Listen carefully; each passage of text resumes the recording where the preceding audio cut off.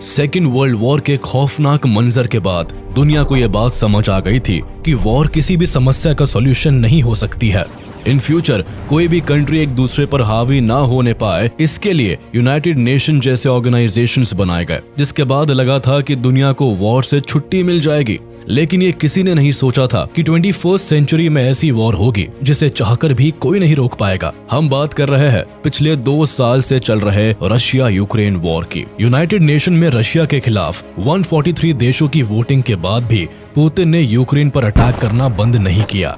European countries के sanctions हो या नेटो की धमकियां, पुतिन की जिद के सामने किसी की नहीं चल रही। एक और सुपर पावर अमेरिका और ब्रिटेन जैसे देश वॉर को रोकने की धमकियां दे रहे हैं। दूसरी ओर पुतिन यूक्रेन की बर्बादी की दास्तान लिखते जा रहे हैं। दुनिया पुतिन को लेकर 2 भागों में बटी है। कुछ लोग उन्हें एक अग्रेसिव डिक्टेटर मानते हैं, तो कुछ लोग उन्हें प्रोग्रेसिव और रशिया के सबसे कमिटेड लीडर के तौर पर देखते हैं। लेकिन दुनिया में बहुत ही कम लोग हैं जो पुतिन के जीवन को करीब से जानते हैं। गरीब घर में पैदा हुआ व्लादिमीर पुतिन अपना हर फैसला बेफिक्र होकर लेते हैं। बचपन में ठाना कि उन्हें जासूस बनना है तो यूएसएसआर की इंटेलिजेंस एजेंसी केजीबी में नौकरी की। मूड बदला तो पॉलिटिक्स में आ गए और रशिया के लॉन्गेस्ट सर्विंग प्रेसिडेंट बन गए। कैसे बचपन से जासूस बनने की चाहत रखने वाले पुतिन रशिया के चहेते रूलर बन गए? क्या है पुतिन की असली कहानी जिससे उन्होंने सामान्य जासूस से प्रेसिडेंट तक का सफर तय किया?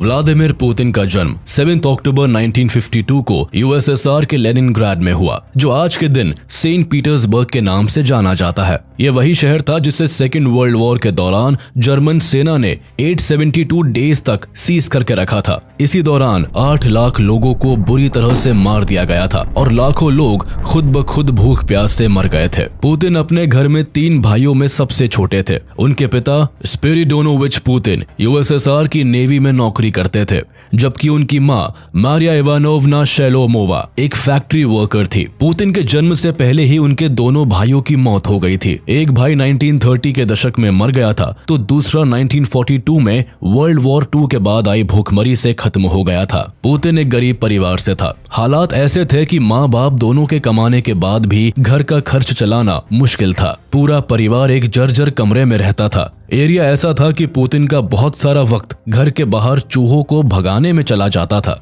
गरीबी और बदहाली से सिर्फ पुतिन का घर नहीं बल्कि पूरा लेनिनग्राड का एरिया ही त्रस्त था, इसलिए यहाँ लड़ाई झगड़ा होना भी आम बात थी। ऐसे माहौल में बचपन से ही एम्बिशियस पुतिन ने खुद को पावरफुल बनाना शुरू किया। माँ बाप की इच्छा के खिलाफ जाकर उन्होंने जूडो सीखना शुरू किया। कुछ ही दिनों में पुतिन ने जूडो के साथ फिशिंग और हॉर्स राइडिंग जैसे स्किल्स में मास्टरी हासिल कर ली थी। 1960 से 1968 के बीच पुतिन की 8th स्टैंडर्ड तक की पढ़ाई लेनिनग्राड के प्राइमरी स्कूल में हुई। 1970 में उन्होंने सेंट पीटर्सबर्ग हाई स्कूल में हाई स्कूल की पढ़ाई पूरी की। उनके टीचर वेरा गुरेविच के अनुसार पुतिन को टीनेज में आने तक नहीं पता था कि उन्हें आगे क्या करना है, लेकिन उनके अंदर पोटेंशियल और एनर्जी देखकर कोई भी समझ सकता था कि ये बच्चा कुछ अलग ही करेगा। पुतिन सिर्फ खेलकूद में ही आगे नहीं थे बल्कि उनकी पढ़ने में दिलचस्पी रहती थी। पुतिन खाली टाइम में कार्ल मार्क्स और लेनिन के विचारों को पढ़ते थे। जब भी वक्त मिलता पुतिन सिनेमा देखना पसंद करते थे। यही सिनेमा उनके जीवन में एक बहुत बड़ा चेंज लेकर आया। एक स्पाई मूवी से इंस्पायर्ड होकर पुतिन ने बचपन से ही जासूस बनने का मन बना लिया था। देश के लिए काम करने का जुनून इतना ज्यादा था कि जब वह क्लास 9th में थे उसी समय यूएसएसआर की इंटेलिजेंस एजेंसी केजीबी में काम मांगने पहुंच गए। लेकिन जवाब में केजीबी के ऑफिसर्स ने पुतिन को बताया कि इंटेलिजेंस ऑफिसर बनने के लिए लॉ की डिग्री जरूरी होती है और किसी तरह से समझा बुझाकर पुतिन को घर भेज दिया। लेकिन पुतिन ने इस बात को अपने मन में बसा लिया। फिर क्या था, 1970 में पुतिन ने लेनिनग्राड स्टेट यूनिवर्सिटी के लॉ डिपार्टमेंट में एडमिशन ले लिया। 1970 से 1975 तक पुतिन का वक्त अपनी लॉ की पढ़ाई करने में बीता। फाइनली 1975 में उन्होंने अपनी डिग्री पूरी कर ली थी। अब सवाल था नौकरी का और 23 साल के पुतिन को 1975 में ही केजीबी में नौकरी मिल गई। पुतिन के लिए ये जॉब किसी सपने के पूरा होने जैसा था। 10 साल तक अपने होम टाउन लेनिनग्राड में नौकरी करने के बाद 1985 में व्लादिमीर पुतिन को ईस्ट जर्मनी के ड्रेसडेन शहर में एज अ जर्मन ट्रांसलेटर भेजा गया। उन दिनों केजीबी को जर्मन लैंग्वेज जानने वाले वाले ऑफिसर्स की जरूरत थी, क्योंकि उस समय जर्मनी ईस्ट और वेस्ट दो भागों में बटा हुआ था। सेकेंड वर्ल्ड वॉर के बाद ईस्ट का एरिया यूएसएसआर के कब्जे में था, तो दूसरी ओर वेस्ट में अमेरिका, फ्रांस और इंग्लैंड का इन्फ्लुएंस था। ईस्ट जर्मनी के अंदर पॉलिटिक्स से जुड़े लोग ईस्ट जर्मनी के खिलाफ कोई कदम न उठाने पाए, इसलिए उन पर नजर रखने के लिए जर्मनी में एक और सीक्रेट पुलिस एजेंसी स्टासी भी काम कर रही थी, जिसका पूरा नाम था ministry for state security.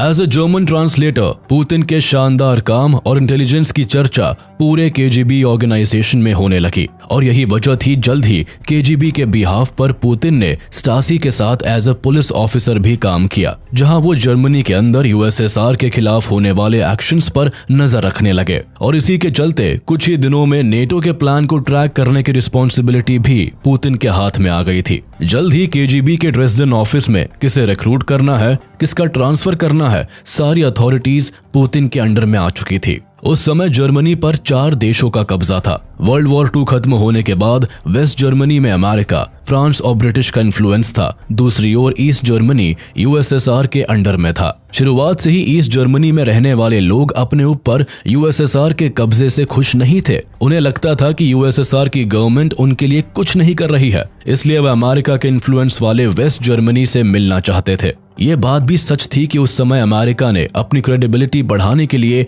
Waste Germany में खूब पैसा खर्च किया था, और वहां के लोग ईस्ट जर्मनी के कंपैरिजन में ज्यादा सुकून से रहते थे। इसलिए बेटर लाइफ की तलाश में हजारों लोग ईस्ट जर्मनी छोड़कर वेस्ट जर्मनी जाने लगे थे। उस समय जर्मनी के बर्लिन शहर में माहौल काफी खराब हो गया था। लगातार माइग्रेशन बढ़ने से यूएसएसआर ने बर्लिन में एक वॉल बना दी थी, ताकि ईस्ट जर्मनी के लोगों को वेस्ट जर्मनी जाने से रोका जा सके। लेकिन ये बर्लिन वॉल भी ईस्ट जर्मनी के लोगों को रोक नहीं पाई। जल्द ही ईस्ट जर्मनी के लोग बर्लिन वॉल के खिलाफ खड़े होने लगे, एंड फाइनली 9 नवंबर 1989 को एक साथ हजारों लोगों की भीड़ ने बर्लिन की दीवार को गिरा दिया। जिस समय बर्लिन की दीवार तोड़ी गई, उस समय पुतिन केजीबी के ईस्ट जर्मनी के ड्रेसडन ऑफिस में तैनात थे। बर्लिन में दीवार गिराए जाने के बाद भड़की भीड़ ने उनके ऑफिस पर अटैक कर दिया। खतरा देखकर पुतिन ने ड्रेसडन में ही यूएसएसआर के मिलिट्री हेडक्वार्टर से मदद की मांग की। जवाब में उन्हें कोई मदद नहीं पहुंचाई गई, और यहां तक कहा गया कि जब तक मॉस्को से ऑर्डर नहीं आएगा तब तक हम किसी प्रकार की मदद नहीं करेंगे। उस समय पुतिन के पास 2 ही ऑप्शंस थे, या तो भीड़ के सामने सरेंडर कर देते या फिर किसी तरह भागकर अपनी जान बचाते। लेकिन पुतिन के मन में भागने का ख्याल तक नहीं आया। परीक्षा की घड़ी में पुतिन ने भीड़ से लोहा लेने का फैसला कर लिया। वो ऑफिस से निकलकर भीड़ के सामने आकर खड़े हो गए। फिर उन्होंने तेज आवाज में भीड़ को संबोधित करते हुए कहा, अगर कोई भी आदमी आगे बढ़ता है तो अंदर हथियारों से उनके गार्ड फायरिंग करना स्टार्ट कर देंगे। पुतिन की बातों में इतना कॉन्फिडेंस था कि एक भी आदमी की आगे बढ़ने की हिम्मत नहीं हुई। देखते ही देखते पूरी भीड़ वापस लौट गई। उस दिन पुतिन ने केजीबी ऑफिस और खुद को तो बचा लिया था, लेकिन उनके मन में अंदर ही अंदर ये बात खटकने लगी थी कि आखिर उन्हें बचाने के लिए मॉस्को ने किसी को क्यों नहीं भेजा। ये बात पुतिन के लिए किसी हादसे से कम नहीं थी। जो इंसान अपने देश के लिए कुछ भी कर गुजरने को तैयार था, जब उस पर मुसीबत आई तब मॉस्को ने उन्हें मरने के लिए छोड़ दिया था। धीरे धीरे पुतिन को समझ में आ चुका था कि यूएसएसआर की सत्ता पर कब्जा जमाए लोगों को अपने नागरिकों की जरा भी चिंता नहीं है। इस इंसिडेंट के टाइम सोवियत यूनियन के प्रेसिडेंट थे मिखाइल गोर्बाचेव। सोवियत यूनियन के लोग भी मिखाइल गोर्बाचेव की पॉलिसी से बहुत खुश नहीं थे। हालांकि इन्होंने अमेरिका के साथ अच्छे रिलेशंस बनाने की कोशिश की थी, लेकिन ये बात यूएसएसआर की जनता को रास नहीं आ रही थी। उन्होंने अफगानिस्तान की सिक्योरिटी की जिम्मेदारी भी ली थी, लेकिन वहां भी मुजाहिदीन ने यूएसएसआर को धूल चटा दी थी और गोर्बाचेव कुछ नहीं कर सके और मजबूर होकर इन्हें अपनी सेना हटानी पड़ी थी। इनकी कमजोर पॉलिसी के चलते ही बर्लिन की दीवार तोड़ दी गई और फाइनली यूएसएसआर का कोलैप्स भी इनकी ही गवर्नेंस में देखने को मिला। इसलिए यूएसएसआर के लोगों का गुस्सा इनके खिलाफ बढ़ने लगा। मजबूर होकर 25 दिसंबर 1991 को इन्होंने अपने पद से रिजाइन दे दिया था। 1990 में पुतिन केजीबी के लेफ्टिनेंट कर्नल पद के साथ एक्टिव सर्विस से रिटायर होकर वापस अपने शहर लेनिनग्राड लौट आए और यही लेनिनग्राड स्टेट यूनिवर्सिटी के एक्सटर्नल रिलेशन डिपार्टमेंट में काम करने लगे। इसी समय उनकी मुलाकात लेनिनग्राड के पहले डेमोक्रेटिकली इलेक्टेड मेयर एनाटोली सबचक से हुई। एनाटोली सबचक पुतिन के बिहेवियर से बहुत प्रभावित हुए और इन्हें अपना सलाहकार बना लिया। यहाँ पुतिन की लाइफ में एक बड़ा टर्निंग पॉइंट आया। इस पोस्ट को संभालने के बाद पुतिन देश के एक्टिव पॉलिटिक्स को थोड़ा और नजदीक से देखने लगे। 1991 में यूएसएसआर के कोलैप्स होने के बाद लेनिनग्राड का नाम बदलकर सेंट पीटर्सबर्ग कर दिया गया। पुतिन अपनी रिस्पॉन्सिबिलिटी को अच्छी तरह से निभाते रहे। उनके शानदार काम के चलते 1994 में पुतिन को सेंट पीटर्सबर्ग का डेप्यूटी मेयर बना दिया गया और यहीं से पुतिन की पॉलिटिक्स में ये पहली एंट्री होती है। सत्ता हाथ में आने के साथ ही शहर के अंदर पुतिन ने शानदार काम करना स्टार्ट किया। ढूंढ कर करप्ट अधिकारियों को सस्पेंड किया गया। कुछ ही दिनों में सेंट पीटर्सबर्ग के अंदर पुतिन की इमेज एक साफ लीडर के रूप में बन चुकी थी। लेकिन 1996 में सेंट पीटर्सबर्ग में मेयर का इलेक्शन हुआ और इस बार सोबचक इलेक्शन हार जाते हैं। सोबचक के हारने के बाद पुतिन की कुर्सी भी चली जाती है। केजीबी में काम करने से और सेंट पीटर्सबर्ग के डेप्यूटी मेयर रहने के कारण पुतिन की जान पहचान मॉस्को के बड़े लीडर्स और ऑफिसर्स के साथ हो गई थी। डेप्यूटी मेयर की कुर्सी जाने के बाद पुतिन इसका फायदा लेते हुए मॉस्को शिफ्ट हो गए। मॉस्को में उनकी मुलाकात वैलेंटिन युमाशेव से होती है। वैलेंटिन युमाशेव उस समय रशिया के प्रेसिडेंट बोरिस येल्सिन के दामाद थे। पुतिन की पर्सनालिटी और उनकी कार्यशैली को देखकर वैलेंटिन युमाशेव बहुत प्रभावित हुए और उन्होंने व्लादिमीर पुतिन की मुलाकात प्रेसिडेंट बोरिस येल्सिन से करवाई। 26 मार्च 1997 में बोरिस येल्सिन ने पुतिन को प्रेसिडेंशियल स्टाफ में डेप्यूटी चीफ बना दिया। बोरिस येल्सिन लिमिट से ज्यादा शराब पीते थे और उनकी पब्लिक इमेज भी अच्छी नहीं थी। प्रेसिडेंट डेकोरम नाम की कोई चीज उन्हें नहीं पता थी। नशे में वो लोगों के बीच नाचना शुरू कर देते थे। इनके नाम करप्शन के कई मामले भी दर्ज थे और जैसे जैसे वक्त बढ़ रहा था बोरिस येल्सिन के ऊपर करप्शन के मामले भी बढ़ते चले जा रहे थे। एक समय ऐसा आया जब बोरिस येल्सिन को रशिया में करप्शन का नया चेहरा माना जाने लगा था, जिसके चलते रशिया के लोग इनसे काफी नाराज थे। लेकिन दूसरी तरफ पुतिन लगातार सफलता की सीढ़ियां चढ़ते जा रहे थे। पुतिन लेनिनग्राडर एनाटोली चुबाइस के काफी करीब आ गए और उनका भरोसा जीत लिया और उसके साथ ही वो एडमिनिस्ट्रेटिव पोजीशंस पर प्रमोट होते चले गए। अपने अच्छे काम और डेडिकेशन की वजह से देखते ही देखते पुतिन सिक्योरिटी काउंसिल के सेक्रेटरी बन गए, जो कि रशिया की हाईएस्ट सिविलियन सर्विस रैंक थी। पुतिन को बोरिस येल्सिन के हालात की अच्छी खबर थी। साथ ही केजीबी में काम करने की वजह से वो प्रेसिडेंशियल पावर्स को बहुत अच्छी तरह समझते थे और इसी वजह से जैसे ही उनके हाथ में प्रेसिडेंट के साथ काम करने का मौका लगा तब उन्होंने खुद को पूरी तरह से रशियन पॉलिटिक्स में इन्वॉल्व कर लिया। बोरिस येल्सिन को शराब पीने से फुर्सत नहीं थी और ऐसे में अब बोरिस येल्सिन के ज्यादातर काम पुतिन संभालते थे। पुतिन ने अपने डिसीजन मेकिंग स्किल को पूरी तरह यूज करना स्टार्ट कर दिया, जिसका असर ये हुआ कि कुछ ही दिनों में बोरिस येल्सिन के सारे काम सही तरीके से होने लगे। देश के बदलते हालातों की वजह से बोरिस का पुतिन के ऊपर विश्वास बढ़ता चला गया। अपनी शानदार लीडरशिप और अग्रेसिव थॉट प्रोसेस की बदौलत कुछ ही दिनों में पुतिन ने बोरिस येल्सिन का पूरा भरोसा जीत लिया। 1991 से 1999 तक बोरिस रशिया के प्रेसिडेंट बने रहे और इस टाइम तक पुतिन देश के पॉलिटिक्स को पूरी तरह अपने हाथ में ले चुके थे और यही से पुतिन के साथ साथ रशिया का भी फेट बदलने वाला था। 9 अगस्त 1999 को राष्ट्रपति येल्सिन ने पुतिन को रशियन फेडरेशन गवर्नमेंट का एक्टिंग प्राइम मिनिस्टर बना दिया। रशिया में हुए इस बड़े पावर शिफ्ट के बाद पुतिन को असल मायनों में अब पावर मिली थी। यूएसएसआर के कोलैप्स होने के बाद से चेचनिया ने खुद को एक इंडिपेंडेंट स्टेट घोषित कर लिया था और लगातार रशिया के साथ कॉन्फ्लिक्ट में उलझा हुआ था। कहने को तो चेचनिया फ्री था, लेकिन रशिया का इन्फ्लुएंस यहाँ कम नहीं हुआ था और यही कारण था आए दिन दोनों देशों के बीच सालों से कॉन्फ्लिक्ट चल रहा था। 1998-99 के टाइम दोनों के बीच लड़ाई अपनी पीक पर थी। इस साल चेचनिया के इस्लामिक फाइटर्स ने रशिया के अंदर आतंक फैला रखा था। जगह जगह बम ब्लास्ट किए जा रहे थे। इसी साल अगस्त 1999 में चेचनिया के फाइटर्स ने रशिया के कई सिटीज पर बॉम्ब ब्लास्ट कर दिया, जिसमें बानिस्क, मॉस्को और वोल्गोडोन्स्क जैसे सिटी को टारगेट किया गया। इस अपार्टमेंट बॉम्बिंग्स में 300 से ज्यादा लोग मारे गए और करीब 1000 से ज्यादा लोग बुरी तरह घायल हो गए। इस इंसिडेंट ने रूस के अंदर पहले से भड़की आग में घी डालने का काम किया। रशिया के लोगों का खून खौल उठा था।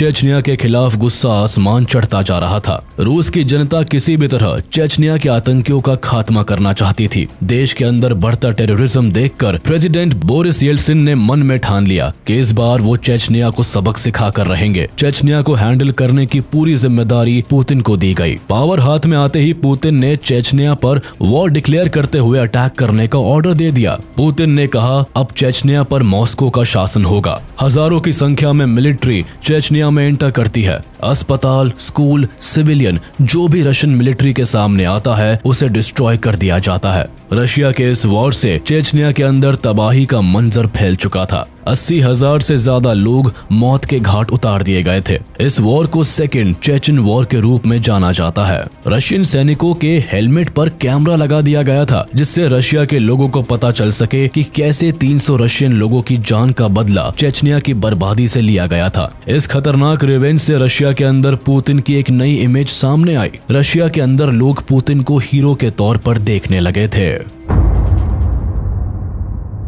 इस घटना के 2 महीने बाद ही दिसंबर 1999 में बोरिस येल्सिन ने प्रेसिडेंट पोजीशन से अचानक रिजाइन दे दिया। उस वक्त तक पुतिन की पॉपुलैरिटी पूरे रशिया में फैल चुकी थी। इसके अलावा पुतिन बोरिस येल्सिन के करीबी तो थे ही, इसलिए 31 दिसंबर 1999 को पुतिन को रशिया का इंटरिम प्रेसिडेंट बनाया गया।